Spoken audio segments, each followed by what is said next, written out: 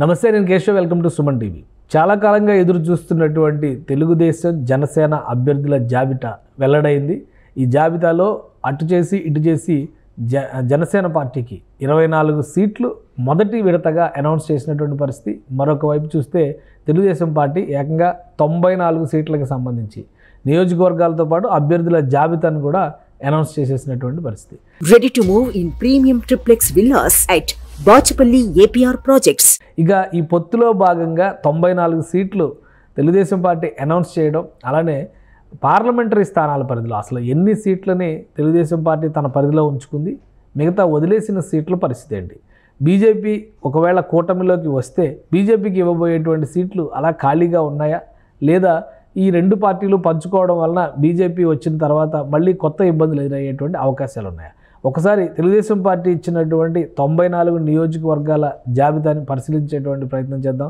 ముందుగా ఉత్తరాంధ్ర ప్రాంతం నుంచి ప్రారంభిద్దాం. ఉత్తరాంధ్రలో కీలకమైనటువంటి నియోజకవర్గాలపైన తెలుగుదేశం పార్టీ ఎలాంటి స్టాండ్ తీసుకోకపోవడం ఆసక్తికరంగా ఉంది. ఎందుకంటే శ్రీకాకుళం జిల్లా పరిధిలో చాలా నియోజకవర్గాలు, అంటే 10 నియోజకవర్గాలు ఉమ్మడి శ్రీకాకుళం జిల్లా పరిధిలో ఉంటే కేవలం 3 నియోజకవర్గాలకు సంబంధించి మాత్రమే తెలుగుదేశం పార్టీ అభ్యర్థులను ప్రకటన చేసింది. అక్కడ జనసేన పార్టీ ఎక్కడ కూడా బరిలోకి దిగుతున్నటువంటి సంకేతాలు ముఖ్యంగా ఉమ్మడి శ్రీకాకుళం జిల్లా పరిధిలో కనిపించడం లేదు. సో ఏ నియోజకవర్గాలను తెలుగుదేశం పార్టీ కేటాయించింది? ఇచ్చాపురం స్థానం మొదటి నియోజకవర్గంగా కనిపించేటువంటి ఇచ్చాపురం స్థానాన్ని తెలుగుదేశం పార్టీ తన అభ్యర్థిత్వం కింద ప్రకటించినటువంటి పరిస్థితి. అలానే ఈ నియోజకవర్గానికి సంబంధించి బెందాళం అశోక్ ప్రస్తుతం తెలుగుదేశం పార్టీ సిట్టింగ్ స్థానం, ఇది ఆయనకే మళ్ళీ కేటాయించినటువంటి పరిస్థితి ఉంది. ఇక రెండోది టెక్కలి నియోజకవర్గం, ప్రస్తుతం కింజరాపు అచ్చెన్నాయుడు అక్కడి నుంచి ఎమ్మెల్యేగా రిప్రజెంట్ చేస్తున్నాడు, ఇది కూడా సిట్టింగ్ స్థానమే. ఈ స్థానాన్ని కేటాయించారు తెలుగుదేశం పార్టీ మళ్ళీ అదే అభ్యర్థికి. ఇక ఆమదాల వలస నియోజకవర్గం నుంచి కూన రవికుమార్ని తెలుగుదేశం పార్టీ అభ్యర్థిగా ప్రకటించింది. అయితే ఇది ప్రస్తుతం వైఎస్ఆర్సీపీ గెలుచుకున్నటువంటి నియోజకవర్గం. అక్కడ స్పీకర్ తమ్మినేని సీతారాం ఎమ్మెల్యేగా నేతృత్వం వహిస్తున్నటువంటి పరిస్థితి ఉంది. సో కోన రవికుమార్కి ఈ సీట్ గత ఎలక్షన్స్లో కూడా కోన రవికుమార్ తమ్మినేని సీతారాం చేతిలో ఓడిపోయినటువంటి పరిస్థితి, ఆయనకే ఈ సీటు కేటాయించారు. సో ఇంకా శ్రీకాకుళం జిల్లాలో 7 నియోజకవర్గాలు మిగిలి ఉన్నటువంటి పరిస్థితి. ఈ 7 నియోజకవర్గాలకి సంబంధించి ఇంకా ఒక క్లారిటీ ఇవ్వనటువంటి పరిస్థితి ఉంది. కాబట్టి తెలుగుదేశం పార్టీనే ఈ సీట్లన్నీ తీసుకుంటుందా, జనసేన బీజేపీకి కేటాయిస్తుంది అనేది ఇప్పుడు ఆసక్తికరమైనటువంటి అంశం. ఇంకా ఉత్తరాంధ్రలో మరొక ముఖ్యమైనటువంటి జిల్లా విజయనగరం జిల్లాకు సంబంధించి కేవలం ఒకే ఒక్క సీటుకి సంబంధించినటువంటి ప్రకటన చేసింది తెలుగుదేశం పార్టీ. అది కూడా రాజాం ఎస్సీ రిజర్వ్డ్ నియోజకవర్గం. ఈ నియోజకవర్గానికి సంబంధించి కొండ్రు మురళీమోహన్ని, ఈయన కూడా పాత అభ్యర్థే, ఓటమి పాలయ్యారు, మళ్ళీ ఆయన్నే బరిలోకి దింపాలనేటువంటి నిర్ణయాన్ని తెలుగుదేశం పార్టీ తీసుకున్నటువంటి పరిస్థితి.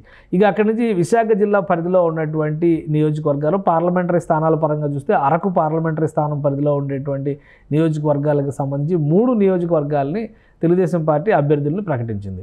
కురుపాం ఎస్టీ రిజర్వ్డ్ నియోజకవర్గం, ఇక్కడ నుంచి జగదీశ్వరి పోటీ చేస్తారు తెలుగుదేశం పార్టీ అభ్యర్థిగా, ఈ టికెట్ని కేటాయించారు. అలానే పార్వతీపురం ఎస్సీ రిజర్వ్డ్ నియోజకవర్గం, ఇక్కడ విజయ్ బోనెల పోటీ చేయబోతారు, బరిలో దిగుతారు, ఆయన అభ్యర్థిత్వాన్ని ప్రకటించినటువంటి పరిస్థితి. ఇక సాలూరు, ఇది కూడా ఎస్టీ రిజర్వ్డ్ నియోజకవర్గం, ఇక్కడ గుమ్మడి సంధ్యారాయణి బరిలోకి దిగుతారు తెలుగుదేశం పార్టీ అభ్యర్థిగా.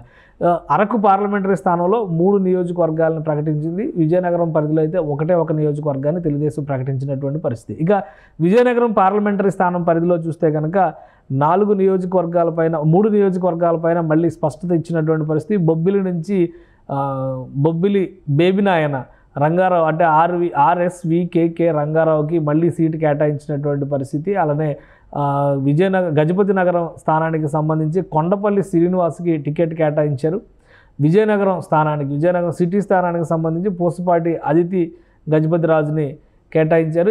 లాస్ట్ టైం కూడా అశోక్ గజపతిరాజు కుమార్తె లాస్ట్ టైం కూడా ఎలక్షన్స్లో ఈమె బరిలో దిగారు, కాకపోతే ఓటమి పాలైనటువంటి అభ్యర్థి, మరొకసారి ఆమెకే అవకాశం కల్పించారు. ఇక విజయనగరం లోక్సభ స్థానం పరిధిలో చూస్తే కనుక 3 నియోజకవర్గాలకి తెలుగుదేశం పార్టీ అభ్యర్థుల్ని ప్రకటించింది. ఇక విశాఖపట్నం జిల్లా పరిధిలో ఉన్నటువంటి నియోజకవర్గాల్ని ఒకసారి మనం పరిశీలిద్దాం. విశాఖ జిల్లా పరిధిలోకి వచ్చేటువంటి నియోజకవర్గాల్లో విశాఖ లోక్సభ స్థానం పరిధిలో విశాఖ ఈస్ట్ అలానే విశాఖ వెస్ట్కి సంబంధించి ప్రకటన చేసింది తెలుగుదేశం పార్టీ. ఎందుకంటే ఇక్కడ ఈస్ట్ వెస్ట్కి సంబంధించినటువంటి అభ్యర్థులు ఆల్రెడీ ఒకరు సిట్టింగ్ అభ్యర్థి, మరొకరిని కూడా అనౌన్స్ చేసినటువంటి పరిస్థితి. ఇక్కడ చూస్తే విశాఖపట్నం ఈస్ట్ నుంచి వెలగపూడి రామకృష్ణ బాబు క్లియర్ అయింది, అలానే గణబాబుకి వెస్ట్ నుంచి క్లియర్ చేశారు.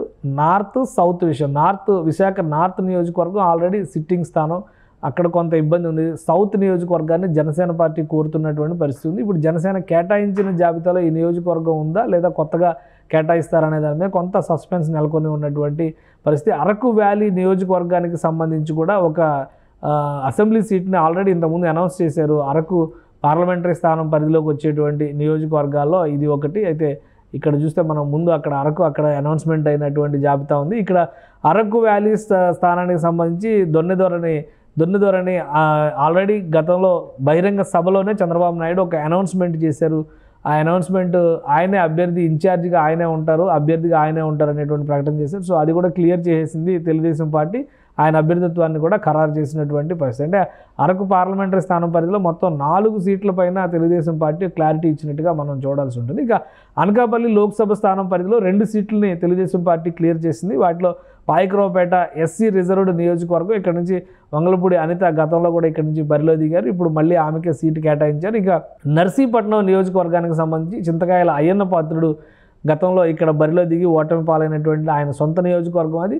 సో అనకాపల్లి నుంచి 2 సీట్లు ఇక్కడ తెలుగుదేశం పార్టీ కేటాయించింది. అయితే 3వ సీటు అనకాపల్లి సిటీ పరిధిలో ఉండేటువంటి సీట్ని జనసేన కేటాయించారు. జనసేన అక్కడ కొనతాల రామకృష్ణని బరిలోకి దింపాలని నిర్ణయించింది. ఇది ఓవరాల్గా ఉత్తరాంధ్రలో ఉన్నటువంటి సినారియో చూస్తే కనుక ఇంకా ఖాళీ ఉన్నటువంటి స్థానాలు దాదాపు 50% నియోజకవర్గాలు కనిపిస్తున్నటువంటి పరిస్థితి. 40% నియోజకవర్గాల వరకు ఖాళీ ఉన్నటువంటి నియోజకవర్గాలు ఉన్నాయి. ఈ నియోజకవర్గాల విషయంలో జనసేన కేటాయించినటువంటి 19 స్థానాల్లో ఎన్ని ఆ పరిధిలో ఉన్నాయి, అలానే బీజేపీకి కేటాయించడానికి అవకాశం ఉన్నటువంటి నియోజకవర్గాలు ఏవి అనేటువంటి చర్చ కూడా ఇప్పుడు ఆసక్తికరంగా మారింది. సో ఓవరాల్గా ఉత్తరాంధ్రలో 34 అసెంబ్లీ సీట్లు ఉంటే అందులో 60% సీట్ల పైన తెలుగుదేశం జనసేన కూటమి ఒక స్పష్టతకు వచ్చినటువంటి సంకేతాలు ఉన్నాయి. సో ఈ నివేదికను బట్టి మనం ఆ విషయాన్ని అర్థం చేసుకోవచ్చు.